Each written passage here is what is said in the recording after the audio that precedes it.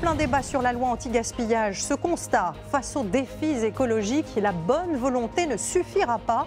Des entreprises, vous le verrez, ont décidé de récompenser ceux qui acceptent de recycler leurs bouteilles en plastique en échange des bons cadeaux, et ça marche. Peu d'immeubles sont équipés de bacs jaunes. Résultat, seuls 4% des bouteilles en plastique sont recyclées. C'est largement moins que la moyenne nationale. Dans d'autres quartiers, le tri des déchets fonctionne mieux. Mais là aussi, des petits cadeaux font leur apparition. Ce supermarché, par exemple, échange désormais les bouteilles en plastique contre des bons d'achat à faire valoir dans le magasin. J'avais mis 16 bouteilles et j'ai gagné 16 centimes à déduire sur mes prochains achats. 1 centime d'euro pour une bouteille triée. La récompense semble presque anecdotique. Pourtant, elle fait bien la différence. La machine du supermarché fait le plein, comme toutes celles installées par cette entreprise spécialisée dans le tri des emballages. Alors, combien de sacs aujourd'hui, Shakila?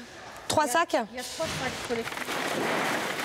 Selon la fréquentation du magasin, voilà, on peut avoir 2 sacs ou jusqu'à 6 sacs tous les 15 jours. Une performance qui interroge forcément le système de tri classique.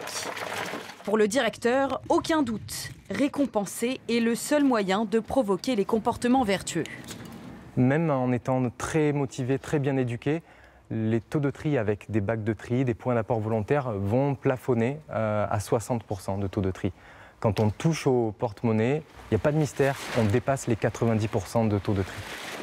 Toutes ces bouteilles usagées vont être recyclées. Elles sont transformées en nouveaux flacons ou encore en isolants.